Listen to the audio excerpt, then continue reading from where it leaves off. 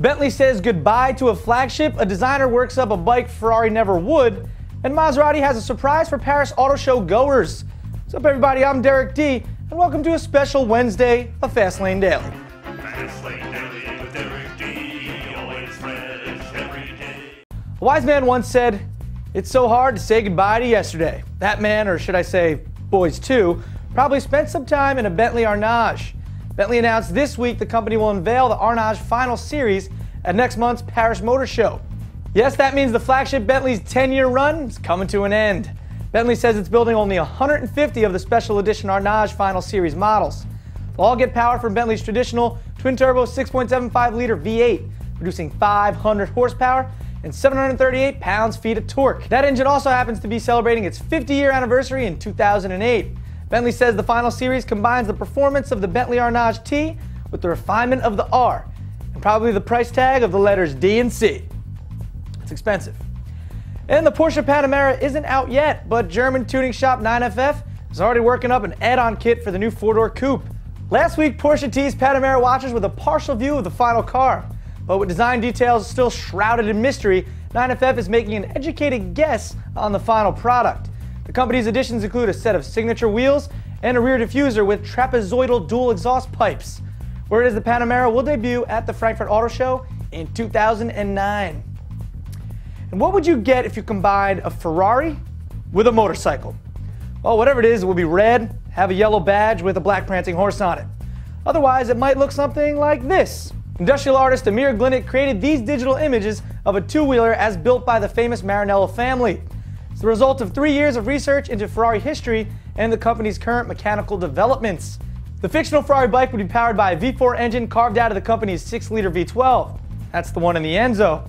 On top of the tank would be a digital touchscreen monitor to manage the bike systems like suspension settings or set the anti-theft device, radio, and GPS nav system. Not bad for a side project, Amir. And you never know if Ferrari wants to face down those guys from Ducati. And we'll be watching. Next up, it's the FLD Virtual Garage. And Maserati is the next to go into Paris Auto Show tease mode. That's in the Internet Room Mill. It's coming up right after this. Watch as the print industry goes up in smoke.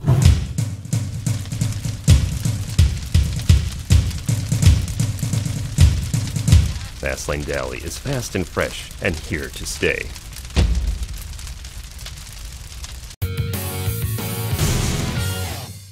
Now to this week's FLD Virtual Garage.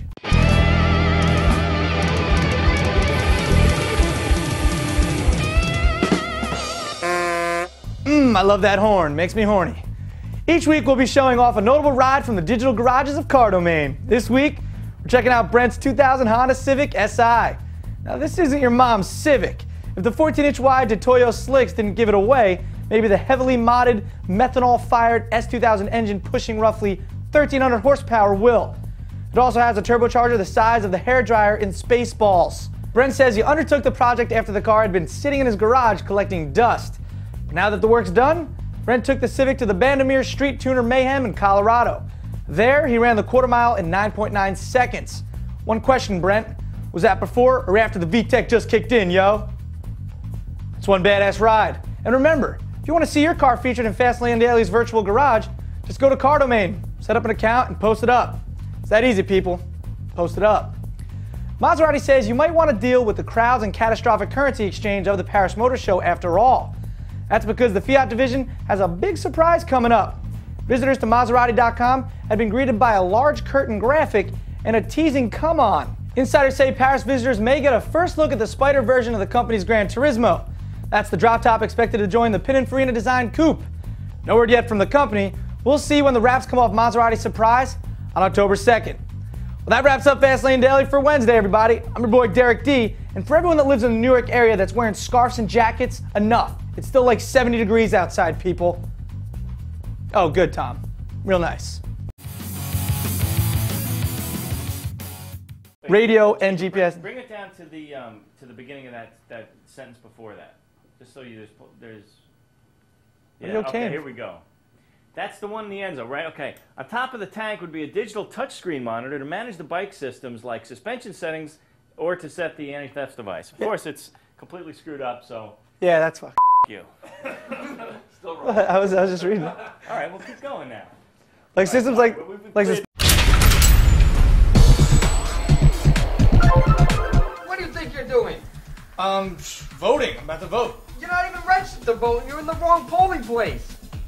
Well, then, maybe I can. What if I was on vacation and I wanted to vote? Can I cast an absentee ballot? How do I do that? Yeah, you just gotta go online to voteforchange.com.